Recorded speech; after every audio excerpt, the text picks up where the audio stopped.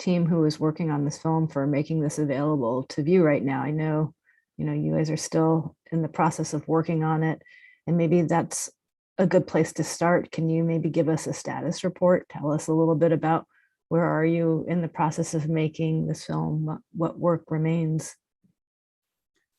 Yeah, thank you for that. It's always so hard. It's to believe he's gone. I mean, you're just watching it again, even though we've been editing it and trying to find the best version of it. I just always reminded what a special guy he was.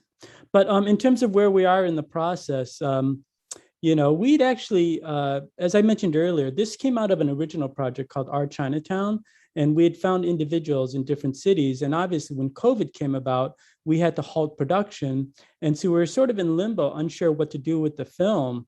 But up until that point, we'd actually done the most filming with Corky and, worked very closely with him in terms of trying to decide which photos to put in and, taking his recommendations and stuff like that.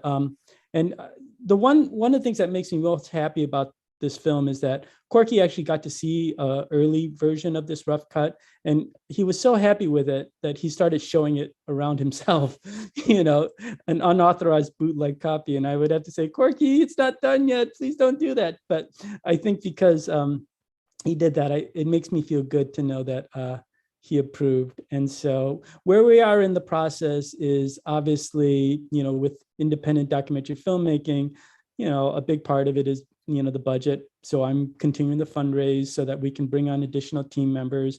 Ken had been volunteering for I don't know how long, working on this project and trying to get him paid. And Matthew, we just brought on.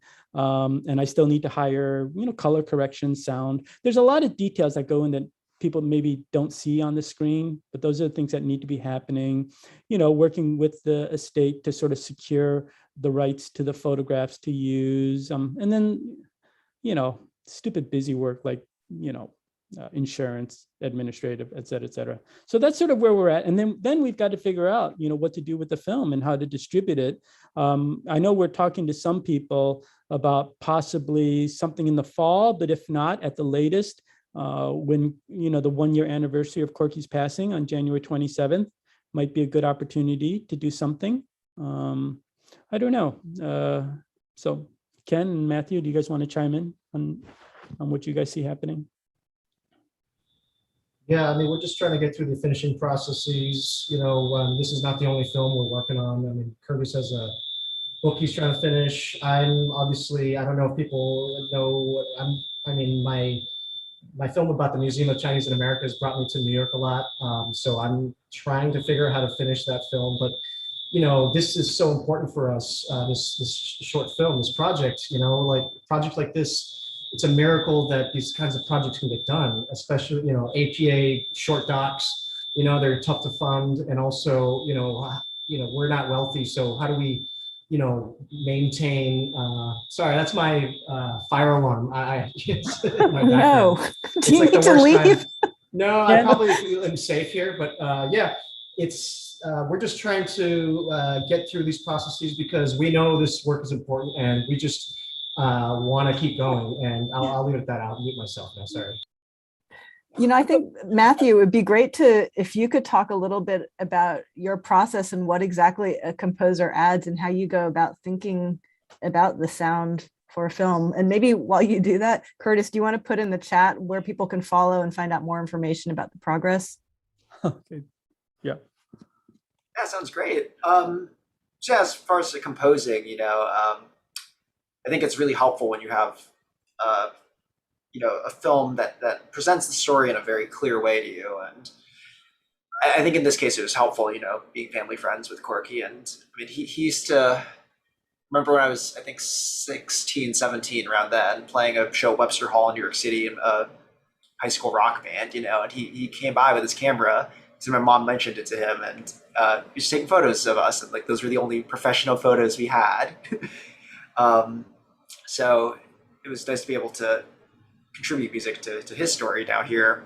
And I actually brought this ukulele here, funny enough, because there's a bit of a theme I tried to come up with for him in this film, that we played it on piano, and it's just something to kind of reflect on his like warmth and generosity to the community. And for whatever reason, like I feel like the ukulele, never hear sad songs on a ukulele. It's always happy, and I felt like I needed that while watching this because it was, yeah, as I mentioned, it was very emotional to like to watch this cut of the film, and I wanted to start by being able to write something that could sound okay on this, and then I could translate it to the piano. And in doing so, I played a really simple, what's it? I don't know, while this is translating on Zoom.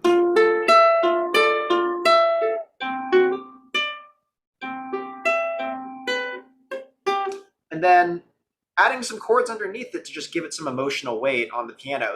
That's all what I can play, you know, basically on the right hand on the piano, and then trying to figure out ways to add more emotional depth to the story going on, and playing with colors of timbre and harmony, and yeah, trying to just provide some more emotional depth to the edit, I guess, is the goal of the composer. Thanks. You had also, I think, once mentioned something about trying to capture other sounds. Yeah. So for this, there is a erhu, the Chinese stringed instrument, for one piece that comes in a couple times as of the edit right now, and it was fun being able to, in terms of Corky being, I mean, in a funny way, a documentary creator, and he documented, you know, so much of the untold story of, you know, Asian people and Asian Americans in New York City. So I had a conversation actually this past weekend with this erhu player in Central Park, and was able to record just a very small snippet of his his playing, and we used it in the music for this, and it was really nice being able to, you know, like I think of recording and sampling a musician kind of like documenting their ability to perform at a given time, and you know, it's an interesting time capsule of a player when you get these recordings. And I think about it with my own band and just guitar playing ability or whatever. It's just like over time, I don't say you get better, but you change and you focus on different notes. And it was interesting talking to this musician about it and trying to incorporate, I guess, kind of that spirit that I would see in Corky into the music creation process for this, and having conversations, you know. I don't think Corky ever just really just snapped photos in his free time without actually knowing a lot of people or talking to people he took photos of. I think that's such a good point. I also love the idea of the ukulele because it's so small and portable. And I think about like Corky with his camera, and it wasn't about a big rig and a bunch of lights and equipment, but it was about being really agile and on the move with his instrument. So that's cool. I love that. I'm wondering if the three of you maybe could talk a little bit about or riff on, you know, what did you enjoy most about the film? Like, were there certain things you learned about Corky that you didn't know in the process? Well, I think, you know, we can also talk about when we all first met Corky. I know when we were talking about this session, what would be some cool things to say. And I know that, like, for me, Corky was one of the first people I met when I was this bright-eyed Midwestern kid, you know, who'd come from Detroit. And, you know, I'd had experience with the Asian American community there because of the Vincent Chin case, but coming to New York was a totally different ballgame. I mean, New York is so much bigger. The Chinese community is like 100 times bigger than the Detroit community in Detroit. And Corky was one of the first people I met. And he was so kind in terms of like showing me around. And I think because I had that connection and he'd been to Detroit, I think he sort of, you know, took a special liking to me. But I think he does that to everybody, right? He finds a thing about you that he can connect with, and he sort of, you know, makes you feel really welcomed. And I think he did that for me. And definitely, I just have fond memories of that. What did I learn new about Corky? I don't know if you know, all those 30 years that I knew him, I don't know if he was really much different.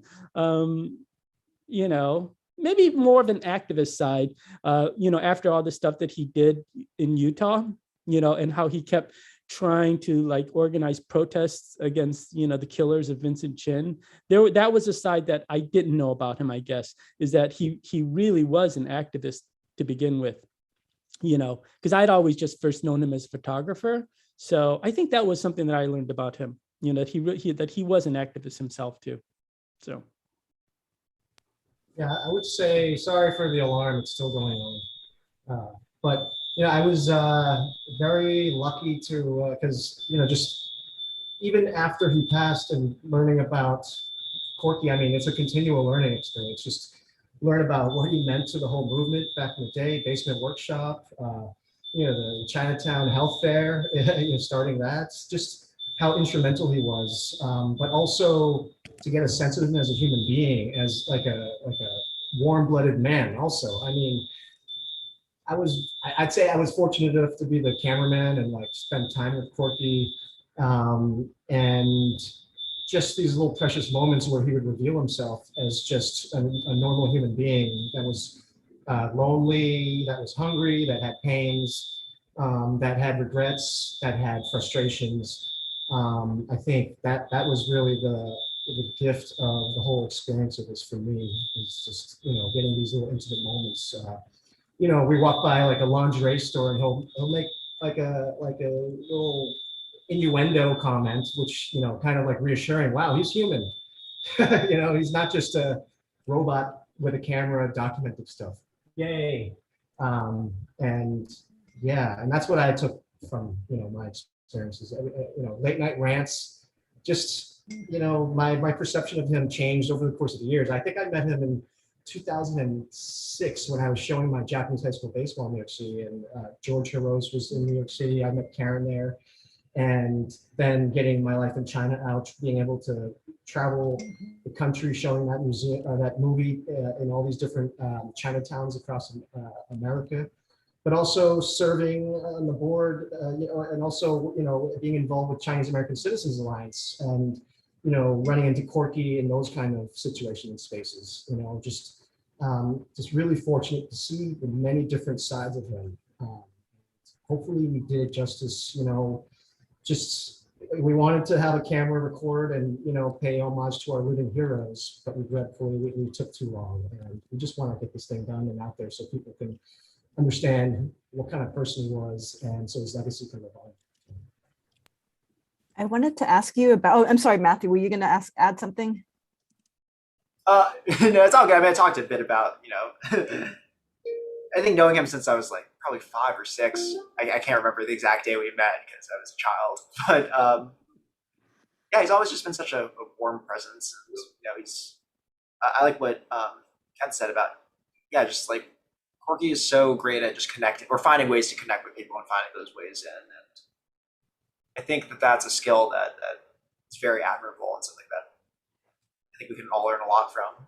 And in terms of moments in the film, I don't think I'd ever heard him talk about his wife ever in person. So it was really, kind of heartbreaking to hear that. I'm very glad to, learn a bit more about him in that regard. Back to you, Susan. Well, I was going to ask about, one of the things that struck me was, the very personal, intimate feeling that you get from the film. And I'm curious about the decision and how you went about shooting him in his studio and in his apartment. I think the thing is, Corky is a very private person, and that was very hard, and it did take a lot of haranguing. Ken did a great job of getting the emotional discussion at American Legion, but I think that's because, we're able to get it because he had such trust in us, and because, Corky had oftentimes talked about us as sort of being the followers of his footsteps, of the people. We're not documenting the community with photographs, but we're doing it with film. And I think because of that simpatico, and plus the fact that, we both grew up, we all grew up in Chinatown, like we're Chinatown kids. I think because of that, I like to think that, there was a connection between us because of that. In terms of getting the footage at his house, that took months of begging and pleading because he just refused to do it. But I think we eventually just wore him down and just told him that,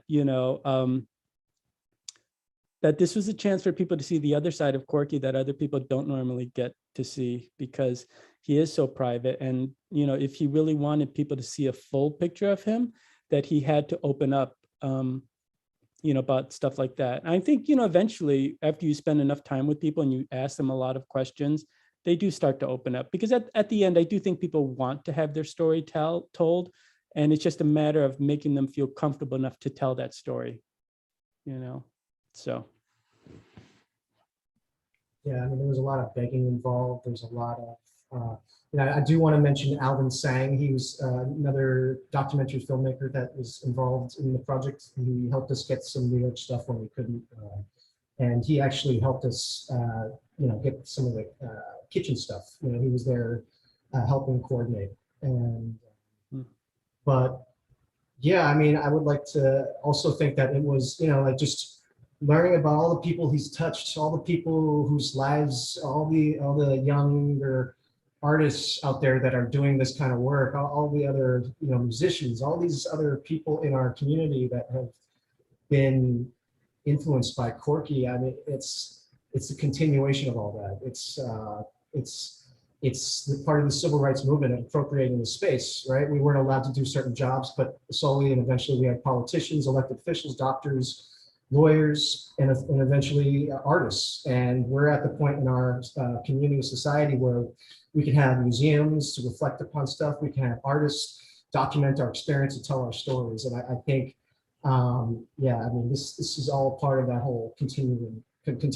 So we want to be those bridges. We want to help educate the future masses, the future generations, that there was someone named Corky that was doing this thankless work, that suffered, that that was underrepresented, that didn't get as much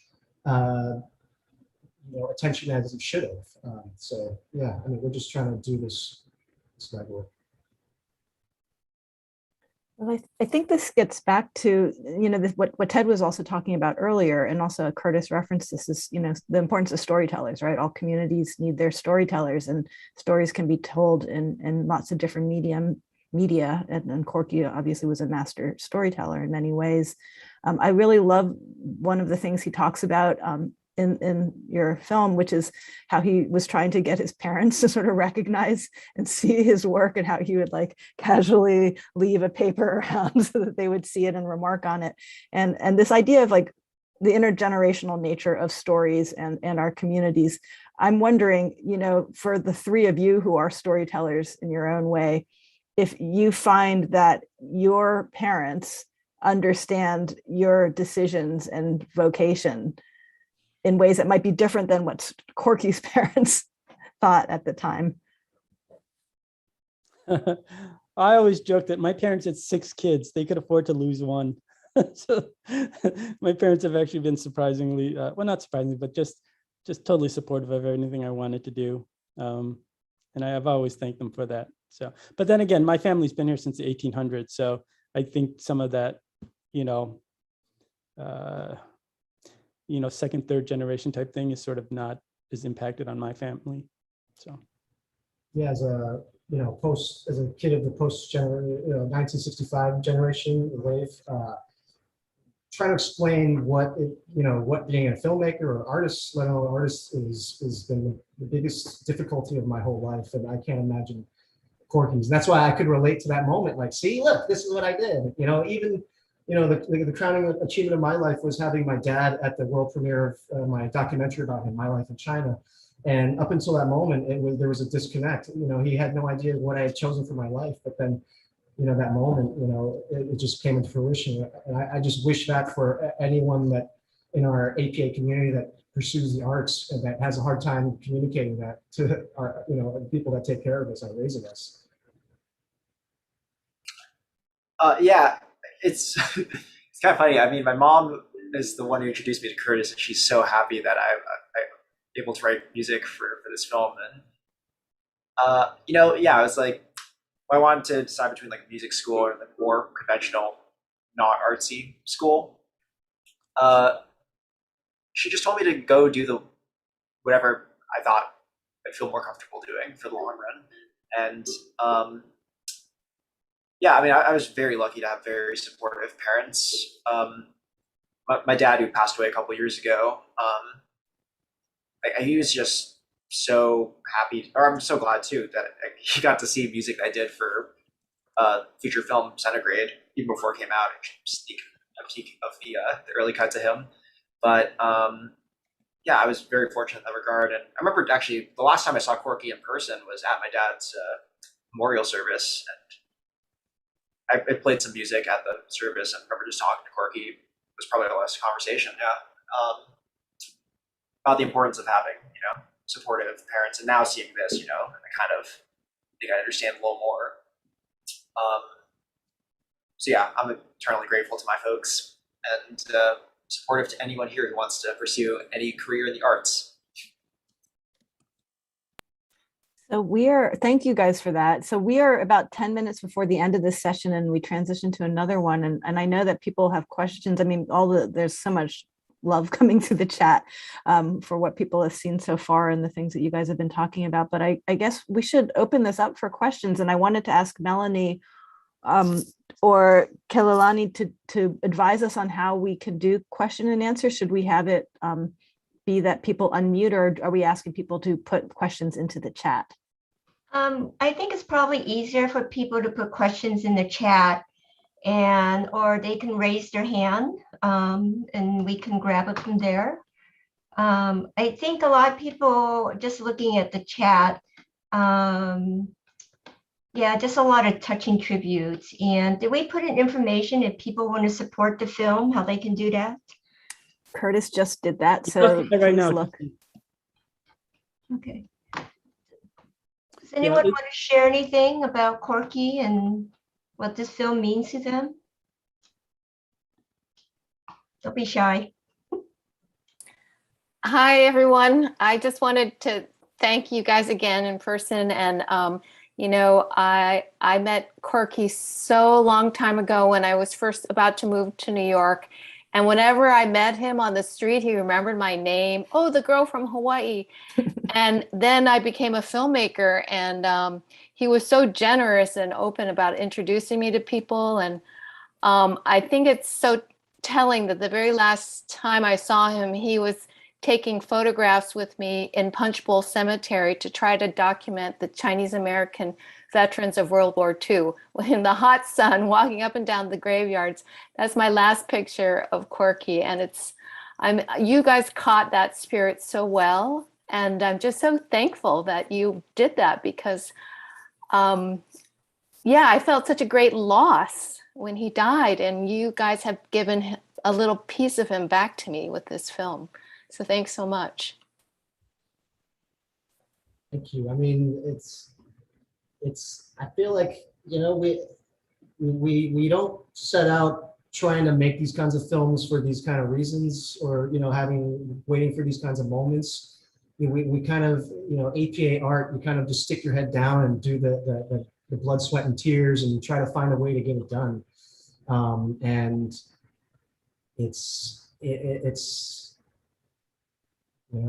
just going through this whole process, and meeting Corky helped really calibrate and really taught me the lesson, and the responsibility of doing this work is really to document, to educate, to fight the injustice, to combat stereotypes, destroy the stereotypes, and try to normalize this. And I can't stress that enough. There's a question in the chat from Lisa Sun, and she's asking Curtis, Ken, and Matt, what would you like to accomplish with this film beyond telling the story of an amazing artist? And can you sort of address that, but is there anything more you guys would like to add?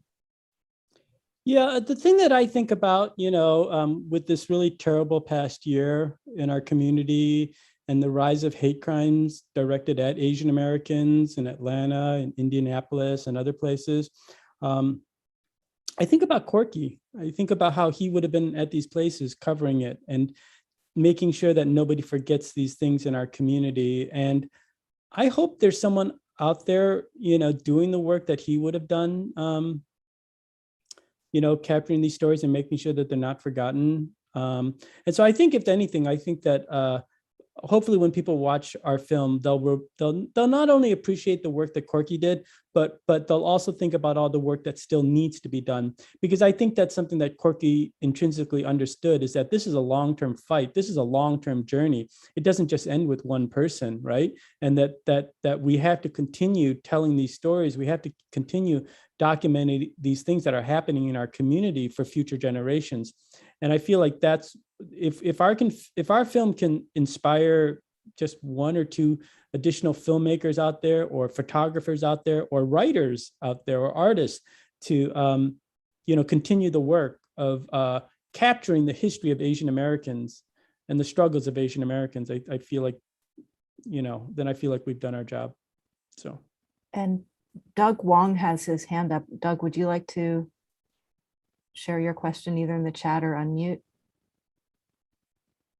Yeah, I've heard of Corky before, but I met him at the 150th anniversary at Promontory, Utah. And then, and he was so busy, and he was just like a great field general, getting us all together to take pictures and sort of telling people. And I never really got to sit down and talk with him, but he was invited to Marysville, the Bak Thai Festival a couple years ago.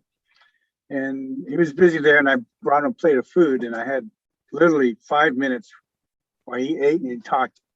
And I wish I'd recorded it. I asked him, how'd you get into this? And he started, and he's just a great person. I was so enthralled, and I admired him so much, and he kept me in the loop, and I was devastated when I heard the news. And I want to thank all 4 of you people for keeping his memory alive and doing this. And from the Oakland CACA, you'll have our support on this. Thank you very much.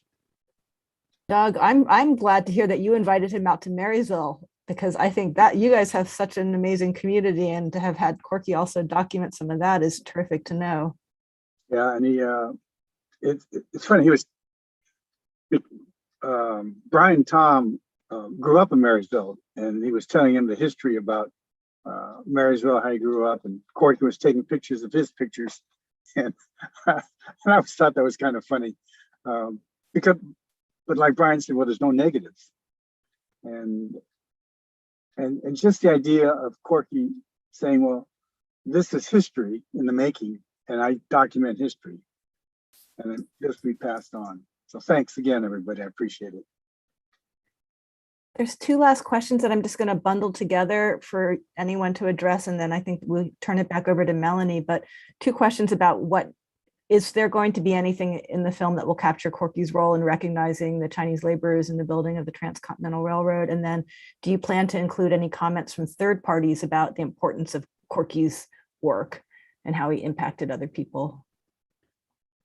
When we were developing this piece with Corky, I mean, we really do think that Corky was a collaborator with us in making this piece. One of the things that he often said to us was how he was, frankly, disappointed that he never really got, his own showing in New York, his own, one-man show that he always wanted, I think. And we said to him that the way we're going to frame this film is that this is your gallery showing, Corky. This is the one that you wanted. So,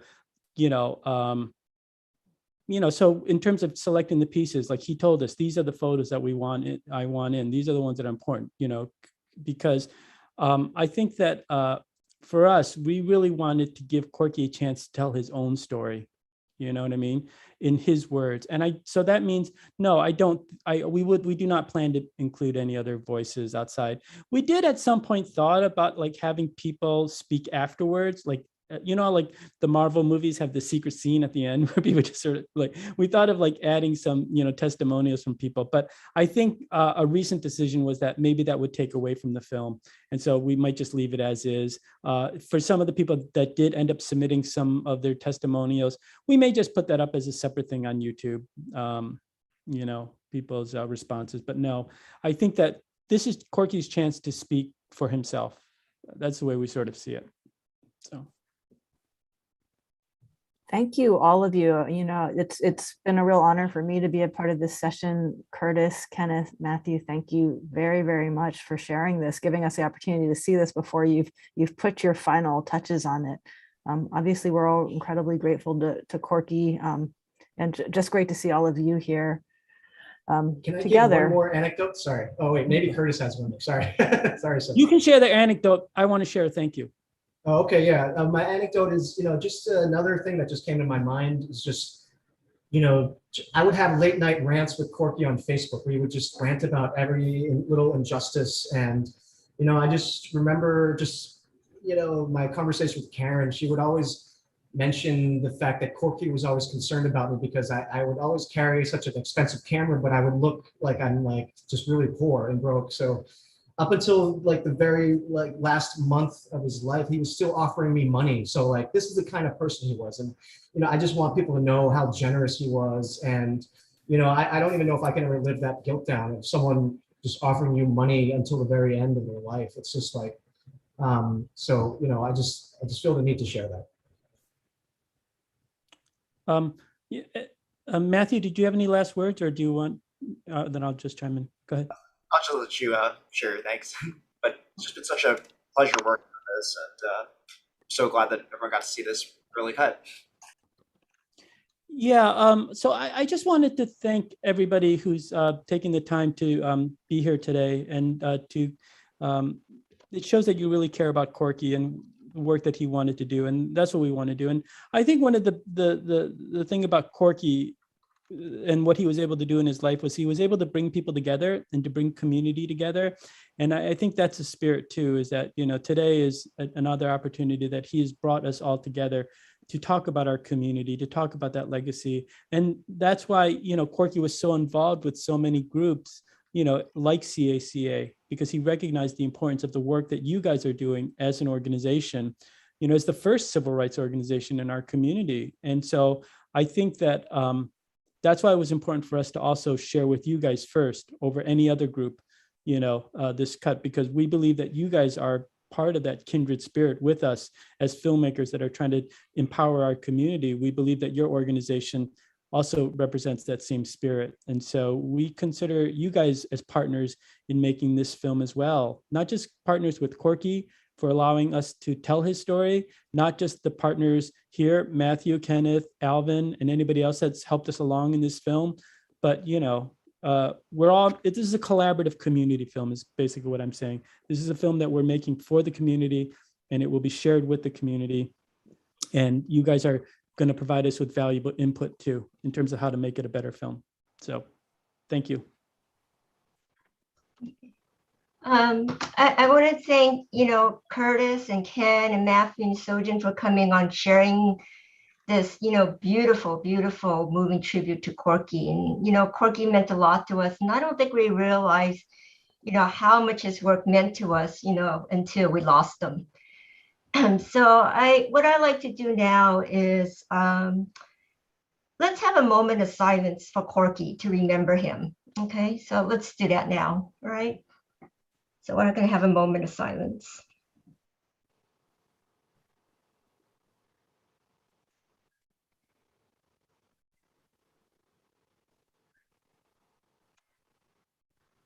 All right, thank you, everybody. You know, before we sign off, you know, you heard from Curtis and Ken that, you know, this film was an unfunded project, but it's a project of love because they felt that this is a story that needed to be told, and that they could not let the story be lost, right? You know, Corky's work. And, you know, they are $15,000 short on their funding. As you can tell, with $15,000, none of these guys are going to get rich from it. And so, you know, we at National believe in this project. We believe that Corky's story needs to be told. So National has pledged $5,000, you know, towards the film. But I would like to ask all of you, you know, on, you know, here listening, that you help support this film. You know, if you can pledge, you know, even $100, a couple $100, anything makes a difference. And I believe Curtis has put a link in the chat, and maybe you want to just put it in there again. And I did see some in the chat there. There are some leads possibly to other sources of funding. So Curtis, I don't know if you wrote them down yet. If not, I will have this chat saved and I'll send them to you. Okay. But please, everybody, help support this film. It's very important to tell the story. You know, we don't want to come this far and, you know, not have it finished. So it is a tax deductible donation. Let's see. Oh, okay. I just got a text from San Francisco Lodge. They will pledge $500 to your film. So yeah, I just got text just came through. Thank you. You're welcome. Thanks, my friend. Wow. Yes, so We'll credit everybody in the film. Yeah. At the end. So, So nice. if there's anyone that may want to make a pledge now, please do so, or put it into, just make a donation through the website. And if not, I will be asking the lodges again on Saturday at our business meeting, so that you can go back to your lodges and, get it clear through the board and everything. But please, please, please, everybody, please support this film. It is a very important project. Thank you so much again. Oh, we got 500 from LA Lodge. So we're getting there. You got $6,000 so far. What's what I'm seeing here. So I'm hoping more will come in. But definitely we'll keep you updated on the pledges, and best of luck on the film. And we cannot wait to see the finished project. And when you are done, please let us know. We're more than happy to help you with the promotion and, doing film screenings and, whatever it is that you need. So please reach out to me. But thank you so much for sharing. Carolyn Chan. Oh, This hi, is Tony and Carolyn Chan. We pledged $1,000. Carolyn, thank you. And I see Thank you. $100 from Wow. Calvin Moy, and Doug Oakland Wow. will also Thank you. pledge 500. Fei Yao, 200. Oh, she just sent it to the website. Wow. All right. Thank you so much, everybody. This Thank you is so just much. so incredible. I'm first and foremost, I'm just happy that you all love the film. I mean, that, if nothing else, that makes my heart, but for you guys to also step up and also help us get us to the finish line to make an even better film. And the money will also then go to being able to help get the word out there, like to set up a really nice website, and then to let people come and watch the film, and so keeping the legacy. So thank you so much. And I do see another $1,000 for past national president Munson. Wow. And it's coming in. And also you have, I see opportunities for film screenings when you're done. So you have a lot of support here. We wish you the absolute best of luck, and please keep in touch. Thank you so much. Okay. For those of you attendees, we will be going into our next session, and which will be a different Zoom link. So I will be signing off on this link, but I did save the chat. So I'm going to be following up on those pledges for everybody. All right. Thank I you. see Tony and Carolyn pledges $1,000 too. Oh, wow. Thank you, Carolyn. Thank you. Phoenix also is pledging 500. Wow. Awesome. Okay. All right. Wow. Okay. Okay. Amazing. All right. All right. Thank you, everybody. Thank you so much for sharing. Enjoy. Thank you all. Thank you.